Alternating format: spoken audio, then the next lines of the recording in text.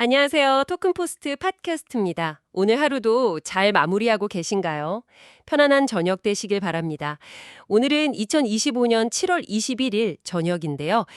오늘 시장에 또 여러 가지 일들이 있었죠. 여러분이 놓치셨을 수도 있는 그런 중요한 시장 흐름, 또 핵심 뉴스들 저희가 준비한 자료들 보면서 좀 깊이 파헤쳐 보겠습니다. 네, 안녕하세요. 오늘 시장 딱 한마디로 정의하긴 어려운데 전반적으로 혼조세였던 것 같아요. 특히 자료들을 쭉 훑어보니까 비트코인이랑 다른 알트코인들 사이에 온도차가 좀 느껴지더라고요. 맞아요. 딱 그 표현이 맞는 것 같습니다. 그럼 시세부터 빠르게 한번 짚어볼까요? 오늘 저녁 기준으로 보니까 비트코인 BTC가 11만 9천 달러 선에서 거래되고 있네요. 어제보다 한 1.12% 정도? 아주 약간 오르긴 했는데 좀 주춤하는 느낌이에요. 그렇죠. 비트코인은 좀 숨고르기를 하는 반면에 이더리움은 분위기가 달랐어요. ETH는 한 3.78% 상승해서 3,795달러. 꽤 강한 모습이었죠. 네, 그리고 리플, XRP도 괜찮았고요. 4.11% 올랐고 솔라나, SOL은 더 눈에 띄던데요. 6.71%나 상승했어요. 확실히 알트코인 쪽이 힘을 좀 받는 모습입니다. 네, 맞습니다. 그래서 그런지 비트코인 시장 점유율, 그러니까 도미넌스는 60% 근처까지 살짝 내려왔고 대신 이더리움 점유율은 11.5% 수준으로 조금 올라갔어요. 이 점유율 변화가 딱 오늘 시장 분위기를 보여주는 거네요. 자금이 좀 알트코인 쪽으로 이동하고 있다. 이렇게 볼 수도 있을까요? 네, 충분히 그런 해석이 가능합니다. 그리고 오늘 자료 중에 제일 눈에 띄는 게 또 하나 있었는데요. 바로 영국 정부 소식입니다. 이게 앞으로 시장에 또 어떤 변수가 될지 좀 지켜봐야 할 것 같아요. 네. 그 소식 저도 봤습니다. 영국 정부가 가지고 있던 비트코인을 판다, 뭐 이런 얘기죠. 무려 9조 3천억 원, 파운드로는 50억 파운드 상당이라고 하던데, 와, 규모가 정말 어마어마합니다. 텔레그래프 보도를 인용한 자료였죠. 네, 맞습니다. 그 배경을 좀 들여다보면 아무래도 지금 영국 경제가 좀 어렵다 보니까 경기 침체 때문에 부족해진 예산을 이걸 팔아서 메우려는 목적이 준 것 같아요. 이 비트코인이 작년 1월에 중국계 대규모 투자 사기 사건이 있었잖아요. 그때 압수한 6만 1천 BTC의 일부라고 알려져 있습니다. 물론 전체 압수량이 얼마인지는 아직 공개 안 됐고요. 그렇군요. 단순히 정부가 돈이 필요해서 자산을 판다, 뭐 이렇게만 볼 문제는 아닌 것 같은데요. 자료에서도 여러 우려들이 나오던데요. 네, 그렇죠.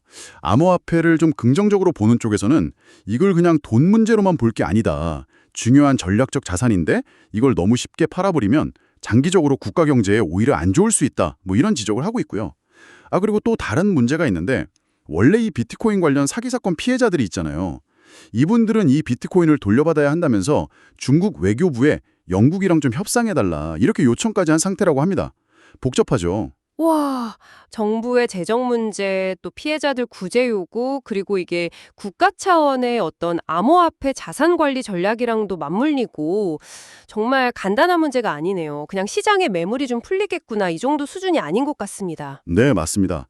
이 결정이 어떻게 내려지느냐에 따라서 단기적인 시장 출렁임은 물론이고 앞으로 다른 나라들의 어떤 규제나 정책 방향에도 영향을 줄 수 있거든요.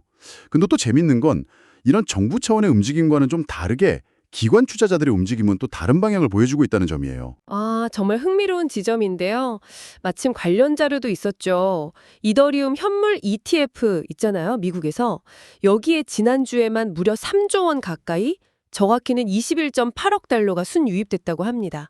이거 출시 이후로 역대 최대 기록이라면서요. 비트코인 ETF 쪽에도 3조 3천억 원이나 들어왔고요. 네, 그렇습니다. 기관들의 관심이 여전히 뜨겁다는 걸 보여주는 거죠. 프레스토 리서치에서 나온 분석 자료도 비슷한 맥락인데요. 비트코인은 기관들이 계속 사주니까 안정적이긴 한데 그래도 큰 손들, 그러니까 고래들이 갑자기 차익 실현하면 단기적으로 흔들릴 수는 있다. 뭐 이 정도로 봤고요. 반면에 이더리움은 ETF 승인 이후로 기관들의 투자 모멘텀이 더 강해지고 있다. 이렇게 꽤 긍정적으로 평가했습니다. 정부 쪽 움직임이랑은 좀 다른 온도차죠. 정말 그러네요. 한쪽에서는 정부가 매각을 검토하고 규제 문제도 얽혀 있는데 다른 한쪽에서는 제도권 자금이 계속 들어오고 있고 참 아이러니한 상황입니다. 그 외에 또 주목할 만한 소식들 어떤 게 있었을까요? 헤드라인 위주로 좀 짚어주시죠. 네, 몇 가지 더 있었는데요. 미국의 은행 단체들이 스테이블 코인 발행사들, 예를 들면 서클이나 리플 같은 곳들이 은행 라이센스를 신청하는 것에 대해서 좀 우려된다는 의견을 냈다는 소식이 있었고요. 정책적으로나 법적으로 문제가 있을 수 있다, 뭐 이런 내용으로 OCC, 그러니까 통화감독청에 서한을 보냈다고 합니다. 그리고 앞서 얘기했던 비트코인 점유율 하락 있잖아요.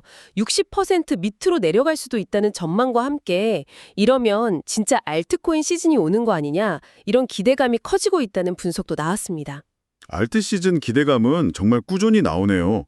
국내 소식은 없었나요? 국내 소식으로는 코나이라는 상장사가 있죠. 여기서 자체 플랫폼 기반으로 스테이블 코인을 발행하는 걸 시연하겠다고 예고했어요. 오늘 31일에 한다고 하고 올 4분기에는 상용화하는 게 목표라고 합니다. 그리고 기술적인 업데이트 소식도 하나 있었는데 메타마스크 지갑 쓰시는 분들 많으시죠? 일부 브라우저 확장 프로그램에서 디스크 공간을 좀 비정상적으로 많이 사용하는 버그가 발견됐는데 곧 수정될 예정이라고 콘센시스 측에서 밝혔습니다. 네, 정말 다양한 이슈들이 동시다발적으로 터져나오고 있네요.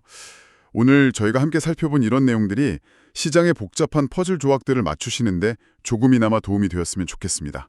특히 영국 정부의 비트코인 매각 결정 여부, 이거는 정말 계속 지켜봐야 할 중요한 변수인 것 같습니다. 네, 만약에 정말 정부 차원에서 그렇게 대규모로 매각을 한다면 그게 하나의 선례가 되어서 다른 나라들 정책에도 영향을 미칠 수 있으니까요. 예의주시할 필요가 있겠습니다. 그렇죠. 오늘 저희가 준비한 이야기는 여기까지입니다.